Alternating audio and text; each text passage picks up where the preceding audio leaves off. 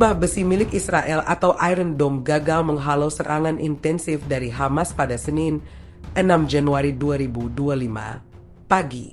Agresi roket dari Gaza mampu membuat warga Israel kalang kabut ketakutan mencari tempat persembunyian. Dikabarkan rumah-rumah warga pun berkali-kali dihantam roket Hamas. Dikutip dari Tribunnews.com, Hamas dilaporkan menembakkan 3 roket ke Israel Selatan. Namun pasukan pertahanan Israel mengonfirmasi serangan itu yang salah satunya menghantam kota Sderot. Serangan roket dari Gaza itu mampu menghancurkan rumah seorang rabi. Sementara IDF mengklaim berhasil menangkis roket kedua yang diluncurkan Hamas. Meski begitu, roket ketiga Hamas gagal dicegat Iron Dome dan jatuh di area tak berpenduduk. The Times of Israel melaporkan tak ada korban jiwa dalam serangan roket Hamas pada Senin pagi. Serangan itu mengakibatkan seorang lansia dirawat di rumah sakit. Korban terluka saat ketakutan mencari tempat perlindungan.